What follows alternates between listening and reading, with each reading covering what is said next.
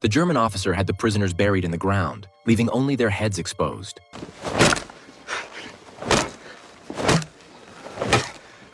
The officer took out a photo of his son. He told the prisoner in front of him that his son had starved to death simply because he couldn't afford bread. These punishments did not satisfy the officer. He then mounted his horse and began stomping through the muddy field, crushing everything in his path, until the horse grew exhausted. Only one prisoner survived, but that didn't change anything. He was still doomed to die, because this was Auschwitz, the so-called death factory. Here, the gas chambers and crematoria ran non-stop. Only the strongest men were allowed to stay and work. They were given one meal a day, but had to work for 18 hours straight. The extreme labor conditions eventually led to the prisoners being worked to death. The task of recording the deaths was assigned to a prisoner named Weyler. At the end of the month, he and his companions did the count and discovered that this month's death toll had reached a new record, over 90,000. That meant 2 prisoners were dying every minute. In order to smuggle the death records out of the camp and expose the prisoners' tragic fate to the world, Weyler and his companion hid under a wooden plank. Their other comrades poured foul-smelling liquid over the board to mask the scent. They planned to escape during the night, hoping that the guards would be less vigilant. But when roll call came that night, the soldiers quickly noticed that 2 prisoners were missing. The German officer was furious upon hearing this